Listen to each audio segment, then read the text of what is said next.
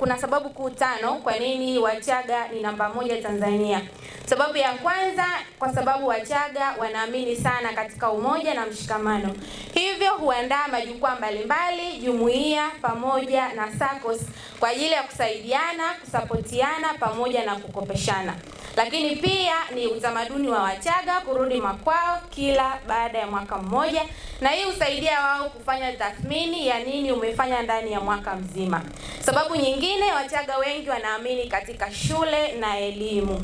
Hivyo hupeleka watoto wao kusoma mpaka elimu ya vyuo vikuu na kusaidia kuleta vijana wenye tija na wanaoleta matokeo chanya katika jamii.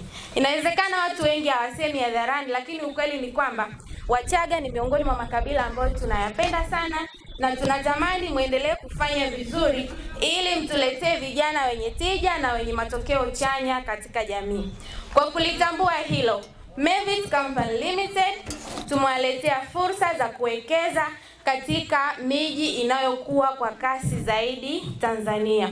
Utafiti uliofanyika na Saiton Real Estate Tanzania pamoja na kampuni ya Knight Frank unaonyesha kwamba mikoa ambayo inakuwa kwa kasi zaidi Tanzania, namba 1 ni Dodoma, inakuwa kwa 9.5, ikifuatiwa na Dar es Salaam ambayo inakuwa kwa 5.01, ikifuatiwa na Morogoro, inafuata Arusha, Mwanza, Mbeya pamoja na Iringa.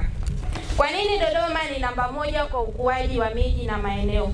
Kwanza kabisa, tunapozungumzia kukua kwa miji na maeneo, hatumaanishi miji ambayo tayari